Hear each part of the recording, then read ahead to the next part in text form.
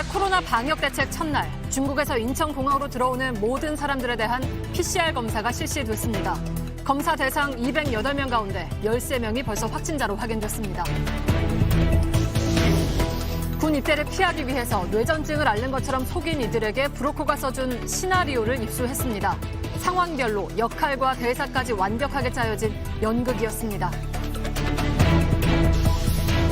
서울까지 내려왔던 북한 무인기를 놓친 이후 우리 군이 독수리를 훈련시켜 대응하는 방안을 검토 중인 걸로 확인됐습니다. 이미 여러 나라에서 도입한 방법인데 논란도 예상됩니다. 수소에너지로 달리는 친환경 모빌리티.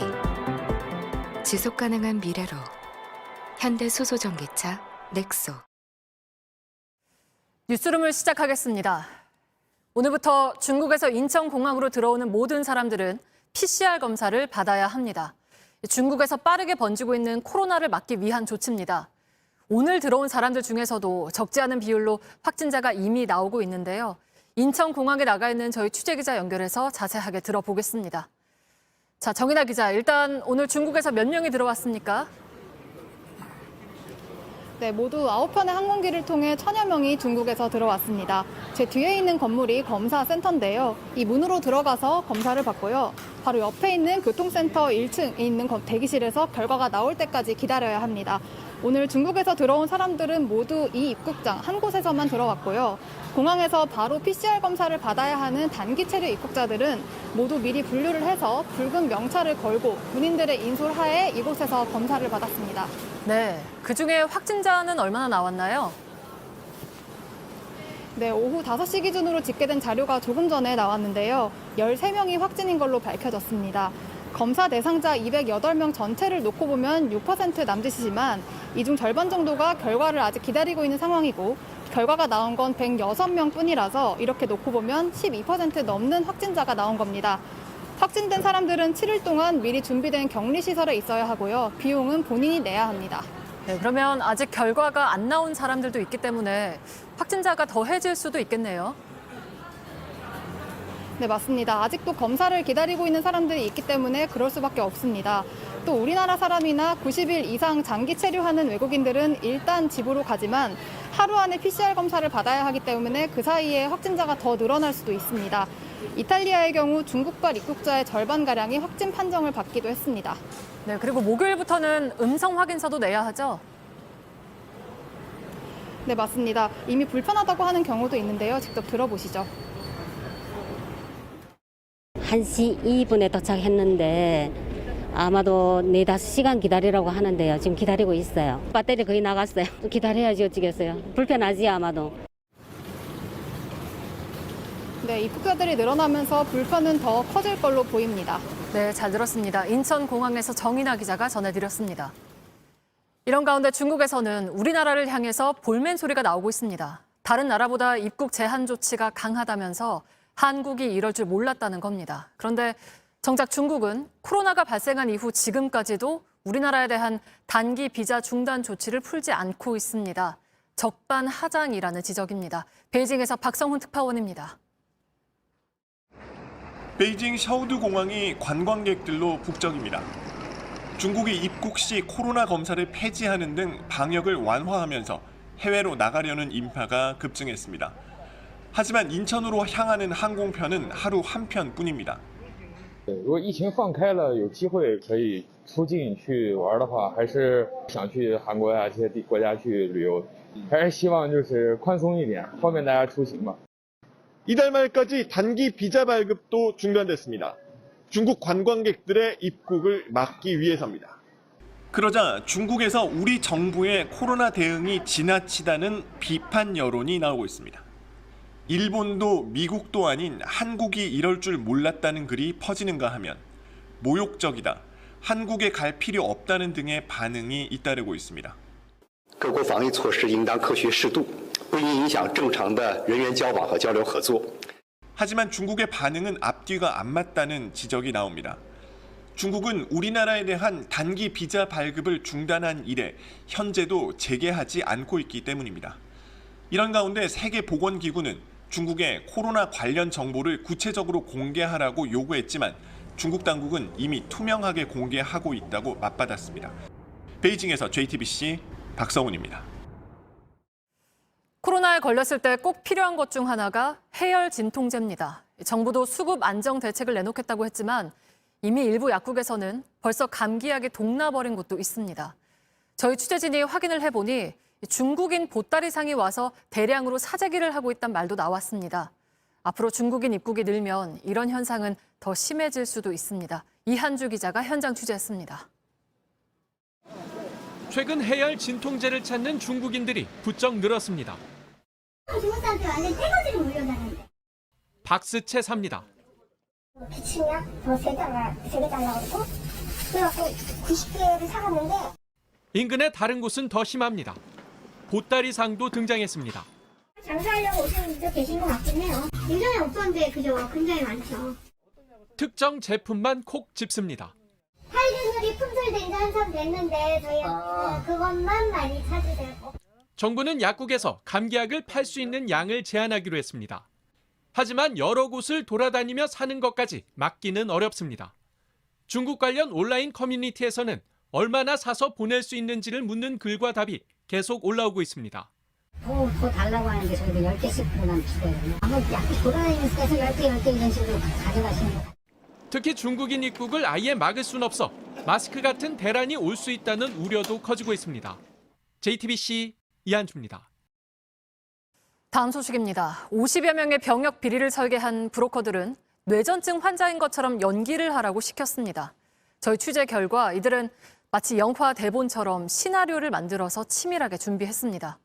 저희가 입수한 시나리오에는 당사자는 물론 가족들의 구체적인 대사까지 담겨 있습니다. 박지영 기자입니다. 갑자기 쿵 소리와 함께 어머니가 발견. 영화 대본이 아니라 병역 브로커들이 만든 병원 진료 시나리오입니다. 의뢰인 A씨가 뇌전증을 앓고 있는 것처럼 보이도록 만든 겁니다. 침을 흘리고 있고 전신을 떨고 있다는 증상이 묘사돼 있고 119 상담원의 가상 질문에 대한 어머니의 대답도 적혀 있습니다.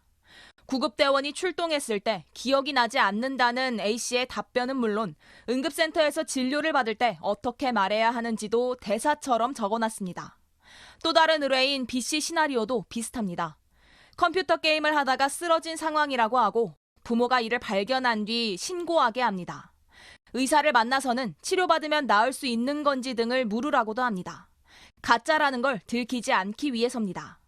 숙지 후 파기하라며 보안을 강조한 대목도 보입니다. 브로커들이 이렇게 한 건당 받은 돈은 적게는 수백만 원에서 많게는 수천만 원. 시나리오대로 잘 연기한 의뢰인은 실제 뇌전증 진단을 받고 4급으로 현역 입영 대상에서 빠졌습니다. JTBC 박지영입니다. 수사팀은 병역 브로커들과 의료진의 유착 의혹도 들여다보고 있습니다. 실제로 취재진이 입수한 시나리오에는 특정 병원에 가서 진료를 받으란 얘기도 나옵니다. 의뢰인들에게 조언한 내용을 살펴보니 뇌전증 증상을 전문적으로 이해하고 쓴 거란 분석도 나왔습니다. 유요한 기자입니다. 검찰은 특정 병원이나 의료진이 브로커들로부터 대가를 받고 병역을 피하는 걸 도왔는지에 대해서도 들여다보고 있습니다. 실제로 취재진이 입수한 시나리오엔 브로커들이 의뢰인들에게 특정 병원에 가서 진료를 받으라고 지시한 대목이 있습니다. 어떤 교수가 진료를 할지, 어떤 검사를 받고 어떤 약을 처방받는지도 구체적으로 적혔습니다. 전문가들은 브로커들이 의뢰인들에게 조언한 내용은 전문적인 의학 지식을 바탕으로 한 것이라고 분석했습니다. 어지러운 느낌과 두통, 종종 멍하니 있다는 소리를 들었다. 병원 진료에서 받을 질문을 예상해 만든 답변 시나리오인데 실제 뇌전증 증상이 나타나기 전후의 몸 상태란 겁니다. 전문가들은 뇌전증처럼 판단하기 어려운 질병의 허점을 브로커들이 이용하지 못하도록 해야 한다고 말합니다. 몇 달 한 번씩 있는 사람도 있단 말이에요. 한 달 보고 나서 판정을 할 수는 없는 거잖아요. 충분하게 진단을 내리고 평가할 수 있는 시간. 가짜 뇌전증 환자를 가릴 수 있도록 더 긴 시간을 두고 여러 차례 심의 과정을 거쳐야 한다는 겁니다. JTBC 유요한입니다.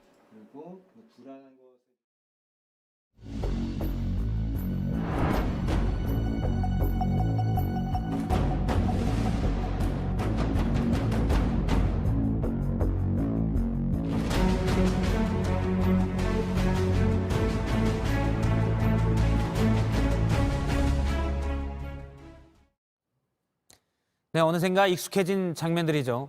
너무나 갈라진 정치, 여당도 야당도 싫다. 그래서 아예 정치 뉴스는 보기 싫다는 목소리도 들립니다. JTBC가 새해를 맞아 여론조사를 해봤습니다.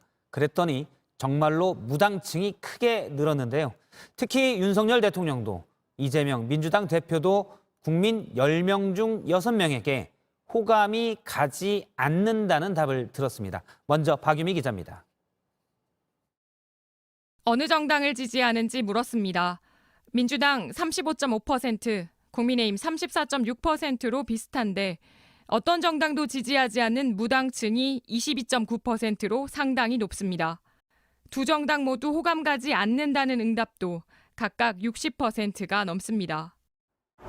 대선 국면에선 진영 중심으로 결집했지만 비호감 정치에 실망한 지지층이 콘크리트처럼 단단한 무당층으로 돌아선 모습입니다.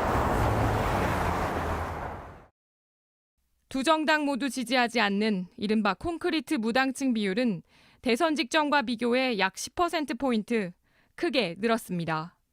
대선 이후 10개월 JTBC 여론조사 결과는 이렇습니다. 윤 대통령이 직무를 잘하고 있는지 물었습니다. 잘한다 37.6%, 잘 못한다 59.1%입니다. 호감도도 물어봤는데요. 수치가 좀 비슷하게 나왔습니다. 호감 가지 않는다 60%가 넘습니다. 대선에서 맞붙었던 이재명 더불어민주당 대표에 대해서도 물었습니다. 이재명 대표가 야당 대표로서 직무를 잘하고 있다. 잘한다 37.9%, 잘 못한다 56.8%입니다. 호감도도 물었는데 수치가 비슷합니다. 호감 가지 않는다 62.6%로 윤 대통령과 소수점 첫째 자리까지 꼭 같게 나왔습니다. 대선 이후에도 해소되지 않은 극단적인 대결 양상에 무당층이 늘어나면서 양 진영을 대표하는 인물에 대한 호감도 역시 낮은 수준에 머물고 있습니다.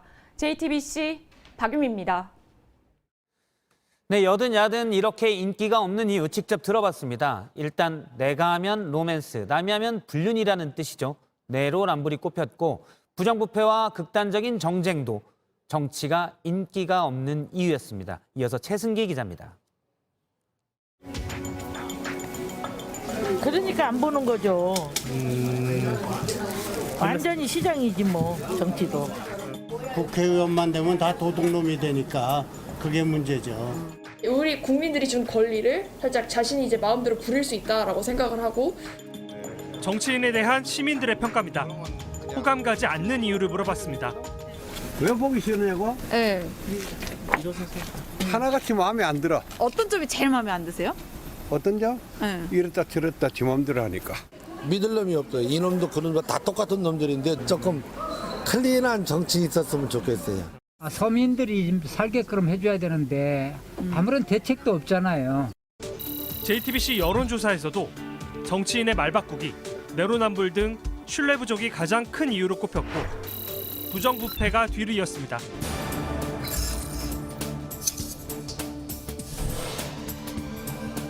거짓말머리가 없잖아 지금. 누가 또 거짓말이라고 그래요 지금? 어디가 감히 의원 발언에 대해서. 정치인들의 막말과 전문성 부족, 이념 정책 불만족 등도 이유로 꼽혔습니다. 신뢰, 유능, 이념 정책, 청렴 발언 이런 키워드 중 정치인의 호감을 느끼는 조건으론 신뢰와 능력이 가장 많이 꼽혔습니다. 하지만 전체적으론 좋아하는 정치인이 없다는 응답이 가장 많았습니다. 이렇게 정치 일반에 대한 비호감은 극단적 정쟁 상황에 대한 반감으로 이어졌습니다. 이재명 대표 수사에 대한 당 차원의 대응이나 대통령 퇴진 집회에 대해 부적절하다, 동의하지 않는다는 응답이 각각 절반을 넘었습니다. JTBC 최승기입니다. 네, 이번 조사에서 특히 눈에 띄는 부분은 철회입니다. 지난 대선 이후 10개월이 좀 안 지났는데 지난 대선 당시 윤석열 후보를 찍었던 분들도 그리고 이재명 후보를 찍었던 분들도 10명 중 2명은 그 지지를 철회했습니다. 그 이유가 뭔지 하예빈 기자가 직접 들어봤습니다. 지난 대선에서 윤석열 대통령과 이재명 민주당 대표는 0.7%포인트 차 초박빙 승부를 벌였습니다. 하지만 실제 투표했던 유권자 10명 중 2명은 대선 때 뽑은 후보를 더 이상 지지하지 않는다고 답했습니다. 이유를 직접 들어봤습니다. 죄를 졌으면은 방호벽에 숨어 있지 말고 일반 우리 국민들처럼 떳떳하게 조사도 받고 그걸 자꾸 언론 플레이식으로 해갖고 하지 마시고. 윤석열 대통령은 경험이 없으시고 당신이 겪었던 검찰 생활인가? 지금도요 그런 사고방식이 딱 남아서 그러는지 너무 언론들을 막 길어지는 것 같아. 윤 대통령의 호감 가지 않는 이유, 경험 부족이 가장 많았고 독단적인 태도, 즉흥적인 발언이 뒤를 이었습니다. 젊은 세대에도 물어봤습니다. 이순석 전 대표가 갈등이겠죠.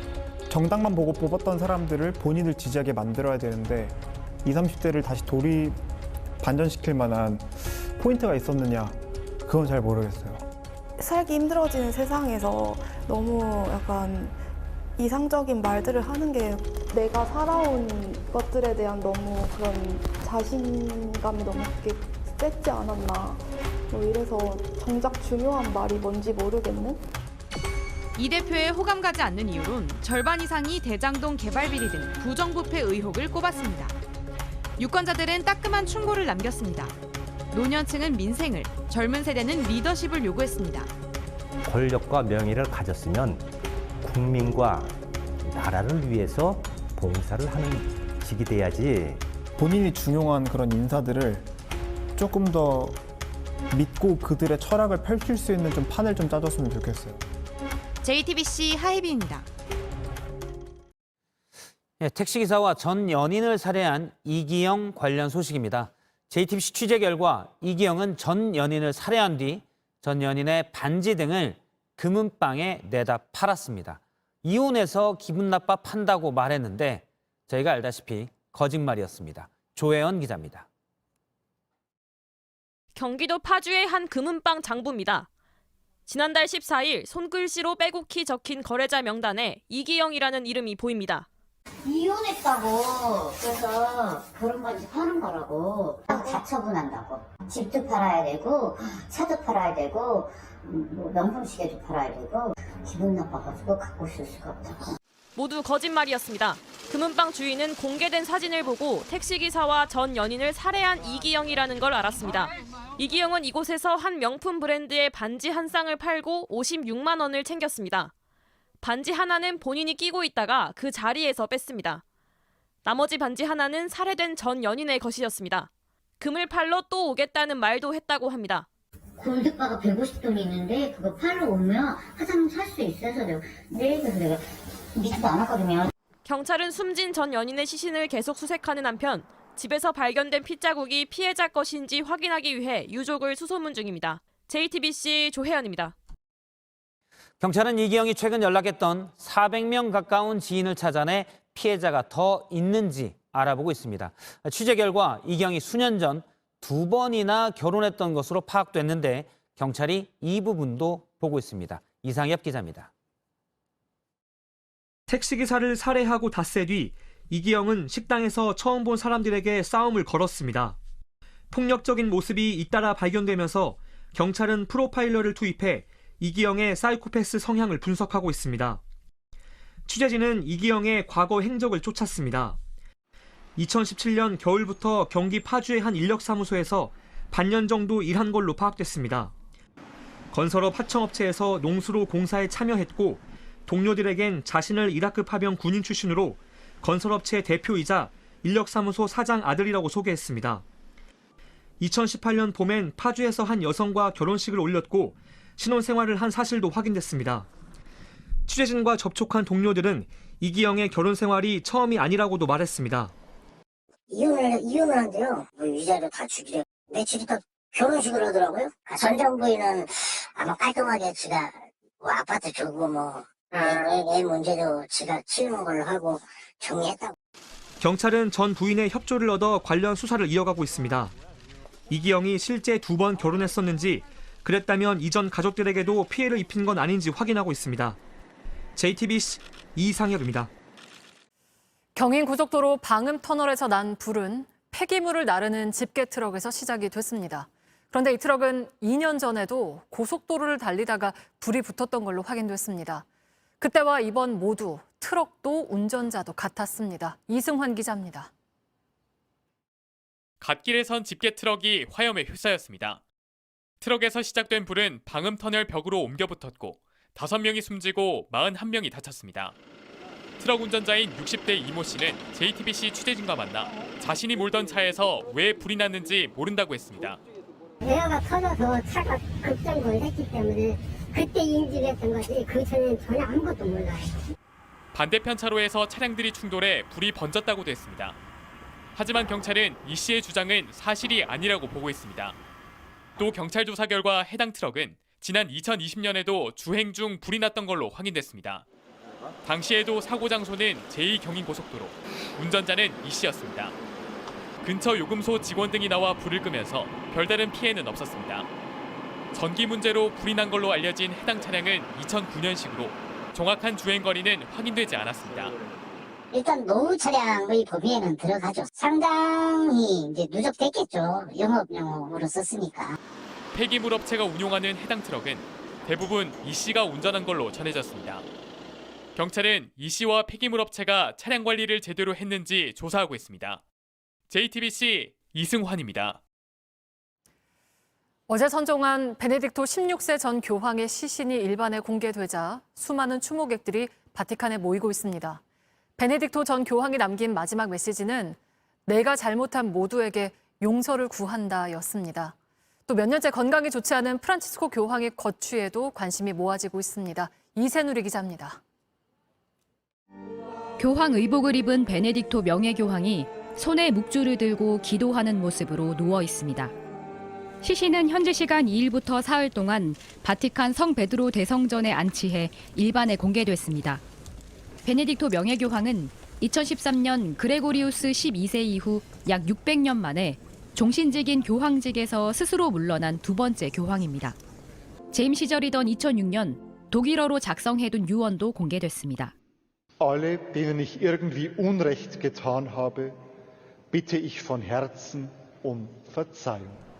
그동안 건강 문제로 스스로 물러날 수 있다고 밝혀온 프란치스코 교황 거취에도 관심이 쏠립니다. 의자에 앉을 때 고통스러워하거나 휠체어와 지팡이에 의존하는 모습으로 신자들의 안타까움을 사기도 했습니다. Questo ginocchio non finisce di guarire e non posso essere in piedi tanto tempo. Scusatemi per questo. Grazie. 영국 가디언은 베네딕토의 선정으로 프란치스코의 사임이 수월해질 거라고 보도했습니다. 3명의 교황 체제는 후임 교황에 큰 부담이 될 수 있어서입니다. JTBC 이세누리입니다. 지금부터는 한반도에 커지는 긴장감에 대해서 보도합니다. 어제 북한 김정은 국무위원장이 핵탄두를 기하급수적으로 늘리겠다고 했었죠. 윤석열 대통령은 오늘 공개된 한 인터뷰에서 한미가 핵전력을 공동으로 기획 운용하겠다고 말했습니다. 사실상 미국과 핵공유를 하겠다는 걸로 풀이됩니다. 먼저 홍지용 기자 얘기 듣고 좀 더 짚어보겠습니다. 윤석열 대통령이 북한의 핵도발에 맞서 한미가 공동으로 핵전력을 기획하고 운용하겠다고 밝혔습니다. 핵무기는 미국의 것이지만 군사정보를 공유하거나 핵전력의 운용 계획을 세우고 훈련과 실제 작전을 수행하는 것까지 한미가 함께할 수 있다고 말했습니다. 기존의 확장억제 개념보다 나아간 것으로 사실상 핵공유와 비슷한 효과를 낼 수 있다고 보는 겁니다. 윤 대통령은 확장억제가 핵을 가진 미국이 알아서 보호해 줄 테니 걱정하지 말라는 것인데 더 이상 국민들을 납득시키기 어렵다며 이같이 설명했습니다. 다만 핵공유라는 표현에 대해서는 미국이 부담스러워한다고 덧붙였습니다. 윤 대통령의 구상은 지난해 11월 한미 안보협의회의에서 채택된 공동성명 내용을 구체화한 것으로 보입니다.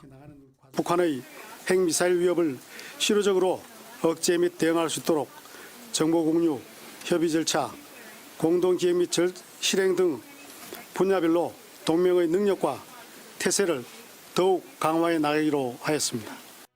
윤 대통령의 이번 발언은 북한의 핵 위협이 나온 지 하루 만에 나왔습니다. 전술 핵무기 다량 생산의 중요성과 필요성을 부각시켜주고 나라의 핵탄 보유량을 기하급수적으로 늘릴 것을 요구하고 있다고 하면서 JTBC 홍지용입니다. 네, 그러면 이 부분을 정재윤 기자와 스튜디오에서 좀 더 짚어보겠습니다. 정 기자, 먼저 북한의 강해진 도발 위협부터 좀 보도록 하죠. 가장 눈에 띄는 건 김정은 위원장이 핵탄두 보유량을 기하급수적으로 늘린다 이렇게 말을 했어요. 그러면 현재는 어느 정도 가지고 있는 것으로 추정이 됩니까? 기관마다 추정치가 조금씩 다릅니다. 일단 예. 올해 기준으로 좀 가지고 와봤는데요. 지난해 기준입니다. 최소 20기에서 최대 40기까지라는 추정치가 가장 많습니다. 현재 가지고 있는 게. 그렇습니다. 예. 전 세계 기준으로 봤을 때는요. 이스라엘 다음으로 세계 9위가 북한으로 추정되고 있습니다. 그러면 지금도 핵탄두를 계속 생산하고 있는 것으로 추정이 되는 건가요? 그렇게 추정되고 있습니다. 예. 네, 따라서 이게 지금 나오고 있는 것은 지난해 기준이지만 예. 올해는 더 늘어났을 가능성이 있는 겁니다. 지금 김 위원장이 기하급수적으로라고 했는데 그러면 얼마까지 늘리겠다는 걸로 추정할 수 있습니까? 예를 들어 100기 이렇게 되나요? 이것은 사실 추정의 영역이기 때문에 지금 제가 단정적으로 말씀드릴 수는 없지만 예. 앞서 말씀드린 추정치는 일단 대부분 대륙간 탄도미사일 그러니까 ICBM에 탑재할 수 있는 전략핵을 뜻합니다. 김정은 위원장 말대로 만약에 핵탄두를 기하급수적으로 늘린다라고 한다면 핵탄두를 최대한 이렇게 작고 그리고 예. 가볍게 만드는 걸 뜻하는데 그러려고 하면 기술이 훨씬 더 복잡합니다. 따라서 추가적인 실험이 불가피한 상황입니다. 그렇기 때문에 이르면 올해 상반기 안에 7차 핵실험할 가능성이 크다라는 게 많은 전문가들의 분석이고요. 그리고 예. 한미 당국도 7차 핵실험 준비는 이미 끝났고 정치적 결단만 남은 상태다 이렇게 이야기하고 있습니다. 작고 가볍게 이른바 소형화, 전술핵을 얘기하는 걸로 보이는데요. 네. 전술핵은 한반도처럼 좁은 곳에서 유용하다 이런 분석들이 많이 있었잖아요. 그러면 이 김정은 위원장이 말한 기하급수적으로 늘리는 핵은 남한을 대상으로 한 것으로 분석이 됩니까? 그렇습니다. 미국을 겨냥한 ICBM에 탑재하는 전략핵보다요. 우리를 향해서 직접 쏠 수 있는 전술핵이 훨씬 더 우리에겐 위협적일 수 있는 겁니다. 예. 게다가 ICBM 개발에 여전히 시간이 더 걸릴 수가 있고 또 올해는 미국의 큰 정치적 이벤트가 없습니다. 따라서 미국의 관심 끌기가 좀 어려운 상황인데요. 따라서 북한은 한반도의 긴장감을 높이기 위해서 계속해서 대남용 도발을 할 가능성이 크다라는 게 많은 전문가들의 분석이기도 하고 실제 북한은 어제 3년 만에 남한을 주적이라고 명시하기도 했습니다. 통일부도 남북 관계 측면에선 김정은 위원장이 직접 우리 측을 명백한 적으로 규정했다면서 군사적 위협을 노골화하고 있다. 이렇게 이야기하기도 했습니다. 우리 측 대응도 보죠. 일단 한반도의 긴장이 높아지는 건 결코 바람직한 일은 아닐 것 같긴 한데 윤석열 대통령은 인터뷰에서 이런 얘기를 했어요. 핵 전력을 한미가 함께 운용하는 방안. 구체적으로 이건 어떤 건가요? 일단 확장 억제라는 걸 들여다보면 미국 핵무기를 우리 영토 내에 굳이 두지 않더라도 예. 유사시에 핵무기를 탑재한 미군의 전략 폭격기라든지 잠수함 등을 출격시키는 걸 말합니다. 여기에 우리나라가 처음부터 참여해서 같이 기획도 하고 연습도 하고 뭐 이런 방안을 지금 현재 한미 당국이 논의하고 있다고 밝힌 건데요. 확장 억제보다 한 발 더 나아간 전략인 건 분명합니다. 문제는 이 키는 미국이 쥐고 있다는 겁니다. 따라서 결국 미국이 어느 정도까지 우리의 참여를 보장할지가 관건인 셈입니다. 예, 알겠습니다. 정재윤 기자와 함께 짚어봤습니다. 수고했습니다.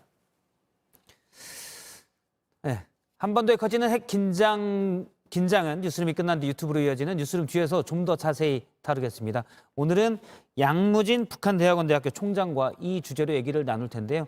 시청자분들의 의견 유튜브로 주시면 역시 같이 나누고 소개하겠습니다. 네, 다음 소식입니다. 지난주 북한 무인기가 서울 상공까지 내려왔지만 우리 군이 한 대도 격추하지 못해 논란이 있었죠.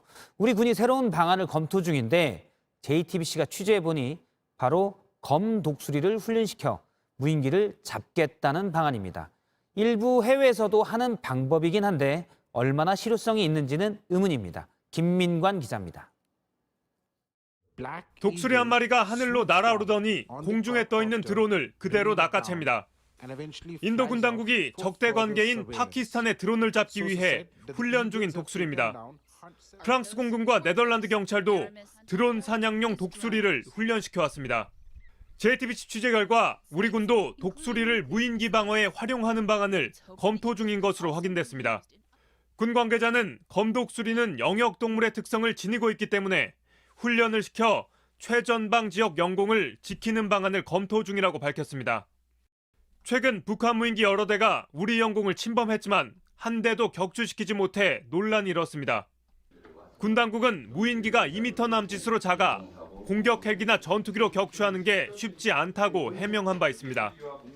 독수리 훈련을 검토한다는 건 결과적으로 첨단 무기가 효과적이지 않다는 걸 인정하는 것으로 해석됩니다. 하지만 첨단 장비 대신 독수리가 얼마나 무인기를 잡아낼지도 미지수입니다. 국방부 관계자는 무인기 대응을 위해 다양한 방안을 고민 중이라면서 독수리 부대 실효성을 검토한 뒤 최종 결정할 것이라고 설명했습니다. JTBC 김민관입니다. 국방부가 지난번 미확인 비행물체 논란이 일었던 고체연료 우주 발사체 시험 영상을 공개했습니다. 해상에서 발사되는 순간부터 단분리와 우주에서 모의 위성 분리 모습까지 담겼습니다. 국방부는 당시 UFO 의문까지 번지며 시민들이 혼란스러웠던 데 대해선 이 정도 규모 발사체를 야간에 쏘는 것은 처음이어서 시민들의 반응을 예상하지 못했다고 해명했습니다. 오늘 윤석열 대통령이 신년 인사회를 열었습니다. 그런데 국민의힘 당권주자들 대부분이 우연인지 한 테이블에 앉았습니다. 윤 대통령이 잠시 이 자리에 들렸는데 이후에 내가 더 오래 얘기했다는 윤심 경쟁까지 있었습니다. 민주당 이재명 대표는 참석하지 않았는데 대통령실이 이메일로 초청해 당 지도부에서 대응하지 않았다는 이유입니다. 신혜연 기자입니다. 신년 인사회를 주재한 윤석열 대통령은 이른바 3대 개혁을 본격적으로 추진하겠다고 밝혔습니다.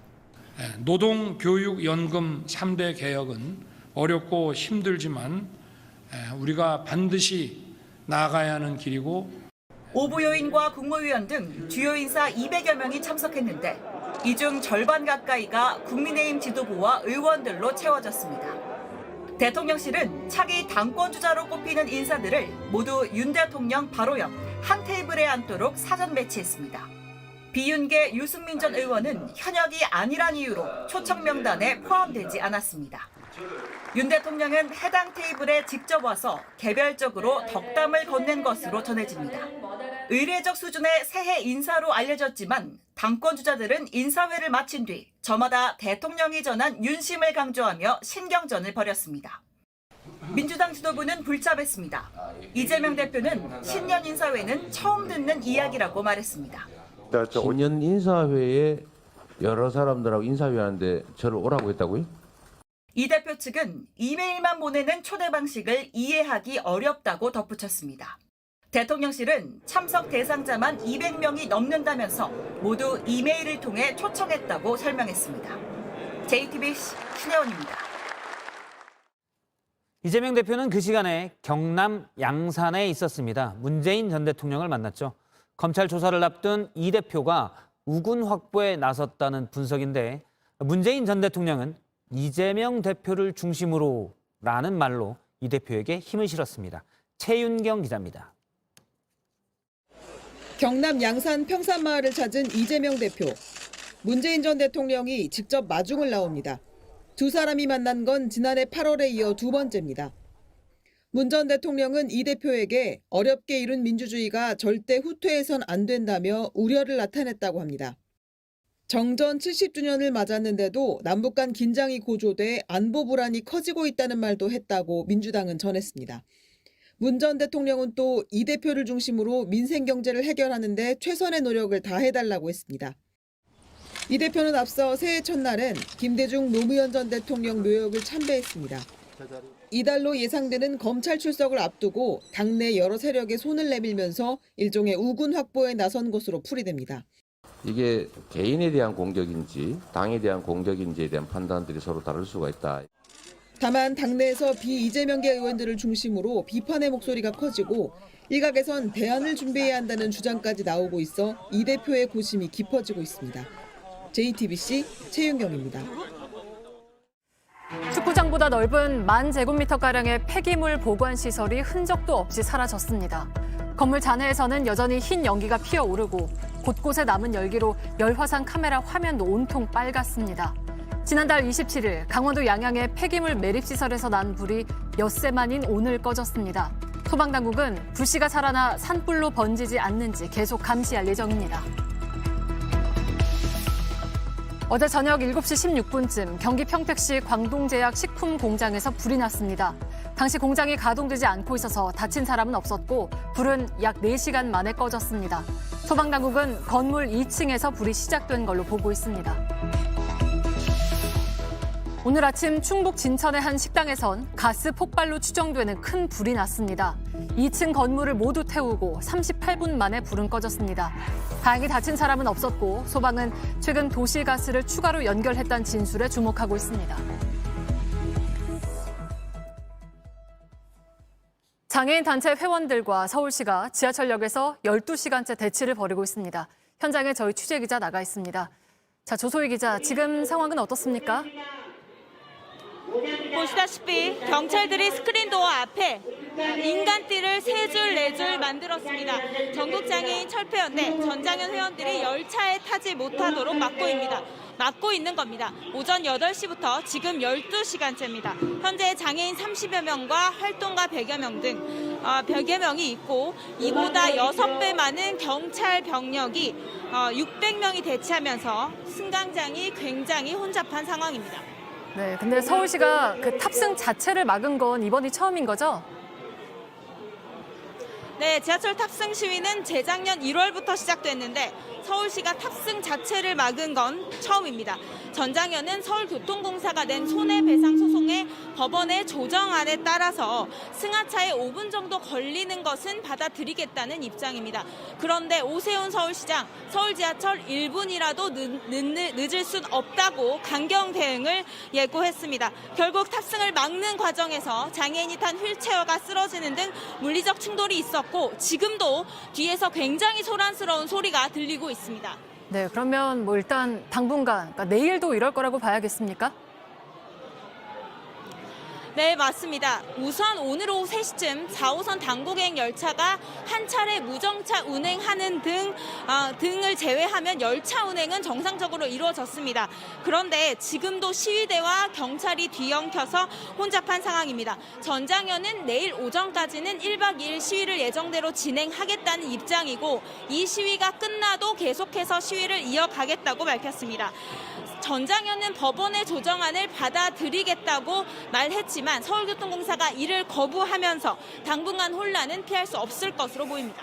네, 알겠습니다. 조소희 기자가 전해드렸습니다. 이른바 강남 3구로 불리는 강남, 서초, 송파와 또 용산을 뺀 서울 전역이 5년여 만에 규제 지역에서 풀립니다. 정부는 곧 관련 회의를 열고 이들 4곳을 뺀 서울의 다른 자치구와 경기도 과천, 성남 분당 등을 투기 과열지구에서 해제하기로 했습니다. 이렇게 규제가 풀리면 집을 여러 채 살 때 세금 부담이 줄고 대출 한도가 늘어납니다. 네, 지난해 경기도와 부산 등 신축 아파트에서 인분과 쓰레기가 발견된 적이 있었는데요. 당장 다음 달에 입주를 앞둔 경기도의 한 아파트에서 또 인분이 곳곳에서 나왔습니다. 현장에 이혜선 기자가 다녀왔습니다. 건축 자재가 어지럽게 널브러져 있는 바닥. 입주자 사전 점검 날인데도 현장은 정리가 안 돼 있습니다. 안으로 들어가 보니 벽면에 검은 인분 자국들이 묻어 있습니다. 안방 바닥에는 인분이 그대로 놓여 있기도 합니다. 방 한 구석, 인분을 덜 치웠는지 흔적이 남았고 손자국도 찍혔습니다. 입주자들은 분통을 터뜨렸습니다. 인분이 떨어져 있고 아니면 그래 바닥에 있는 거야 이해를 하겠어. 근데 막 벽에 인분이 칠해져 있는 현장도 있어. 변기 뚜껑 위에 소변을 받고 바닥에 담배꽁초가 널려 있습니다. 가지가지하네. 항상 회견을 합니다. 회견하는데도 침묵이 있는가? 좋은데 보는 건 제일 싫습니다. 기존 입주 예정 날짜는 지난해 9월이었는데 4개월이 밀린 상황. 아직 완공은 기약이 없습니다. 부서진 계단에 깨진 창문. 정문엔 건축 자재들이 쌓여 있습니다. 시공사는 예상치 못한 사고가 있었고 화물연대 파업으로 공사가 늦어졌다고 해명했습니다. 하지만 화물연대 파업은 지난해 11월 말 2주 정도 이어졌을 뿐입니다. 깨끗한 내 집에 들어가고 싶은 입주민들의 기다림이 길어지고 있습니다. JTBC 이혜선입니다.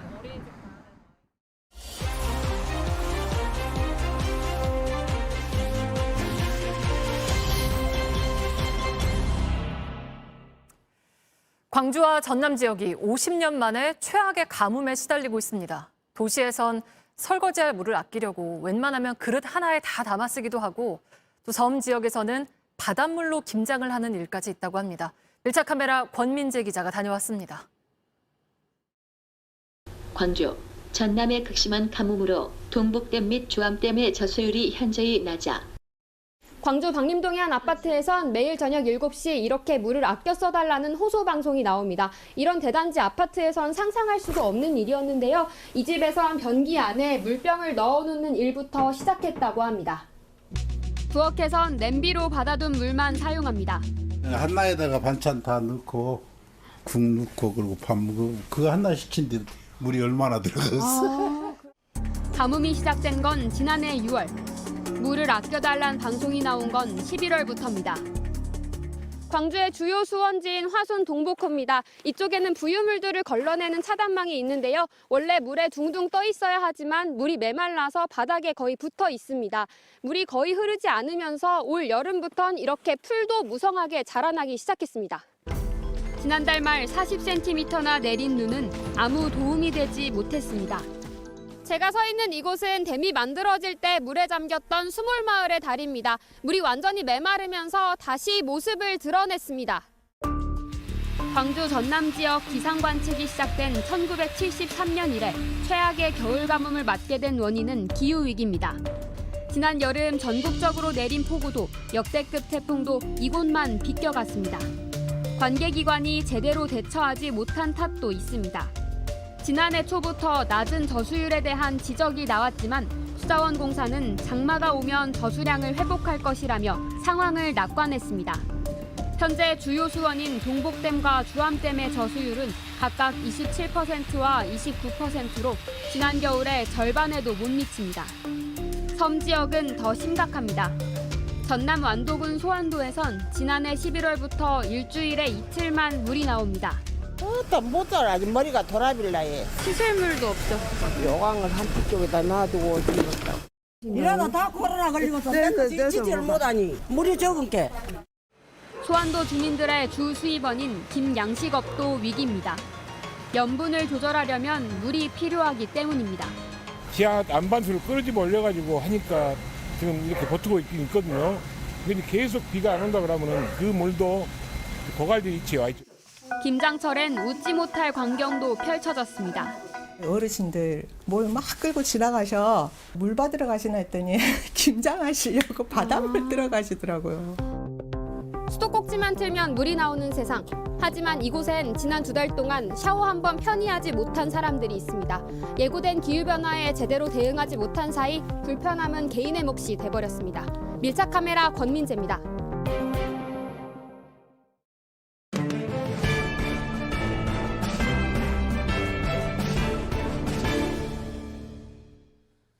네, 새해 첫 월요일인 오늘 한덕수 총리의 첫 일정은 새벽 4시 5분 이 146번 버스에서 시작됐습니다.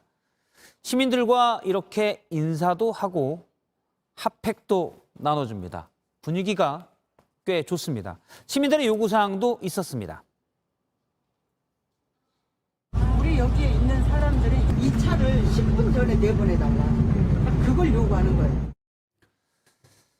146번 버스는 강북에서 강남으로 가는 버스입니다. 새벽 4시 5분 동시에 세대가 출발하는 첫 차에는 강남 사무실에 청소와 경비 노동자들이 주로 탑니다. 왜 시민들은 첫 차를 더 앞당겨 달라고 했을까요? 들어보면 직원들 출근 전에 청소해야 하는데 그러려면 버스 내리자마자 뛰어야 시외버스는 가격이 비싸요. 한덕수 총리는 이 첫 차 시각을 앞당겼습니다. 오세훈 시장한테 이거를 꼭 좀 해주셔야 되겠다 했더니 1월 중부터부터 50분으로 하시겠다고 결정하셨어요. 청소 노동자들의 버스 하면 고 노회찬 의원이 강조한 6411번 버스가 생각납니다. 정의당이 오늘 쇼라고 논평을 냈지만 굳이 쇼라고 할 것까지는 없을 것 같습니다. 일단 일부 시민들의 불편이 한 총리 덕에 좀 더 개선된 것은 분명하니까요. 하지만 정말 쇼가 안 되려면 한덕수 총리가 이 부분도 충분히 검토해 주길 바랍니다.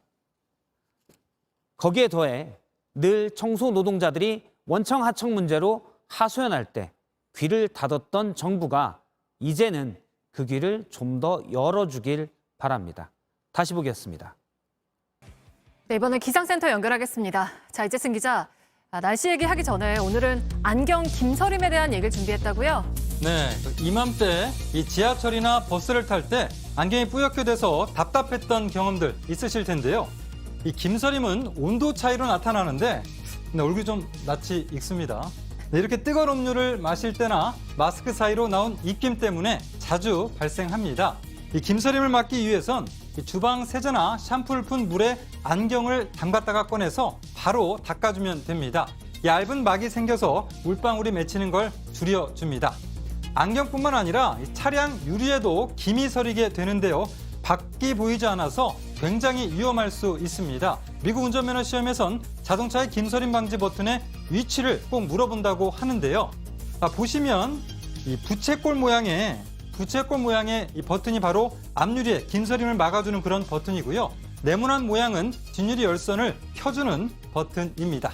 자, 그리고 하나 더, 이 겨울철에 밤새 세우던 차의 유리가 하얗게 얼어붙는 성에를 제거할 땐 플라스틱 카드 같은 이러한 날카로운 소재는 유리에 흠집을 줄 수 있습니다. 고무 같은 부드러운 소재로 긁어내거나 신문지, 비닐 커버를 씌워놓는 게 좋습니다. 네, 알겠습니다. 내일은 오늘보다 더 춥다고 하는데 자세한 날씨 전해주시죠. 네, 그렇습니다. 내일은 이 강원도 철원의 기온이 영하 18도까지 떨어집니다. 서울도 오늘보다 2도가량 낮은 영하 9도가 예상되는데요. 경기 동부와 강원도, 충북, 경북 북부에는 한파특보도 발효 중입니다. 좋은 날씨 보겠습니다. 내일은 전국적으로 대체로 맑은 날씨가 예상이 됩니다. 다만 전라 서해안과 제주 산간 쪽으로는 아주 약하게 눈이 날리는 곳이 있겠습니다. 자세한 기온 보시겠습니다. 내일 아침 기온은 서울 영하 9도, 전주 영하 6도 등으로 오늘보다 2, 3도 낮겠습니다. 낮 기온은 서울 0도, 대구 4도, 부산 7도 등으로 오늘과 비슷하겠습니다. 네, 기온은 모레 목요일 낮부터 오름세를 보이겠습니다. 그리고 이 절기상 소환인 금요일에는 서울 등 중부지방과 전라도에 비나 눈이 오겠습니다. 지금까지 기상센터였습니다. 워너비. 이곳은 혼자가 아닌 함께 성장을 나누며 미래의 성공을 꿈꿀 수 있는 연결의 세상. 연결은 힘이 세다. 워너비 그룹.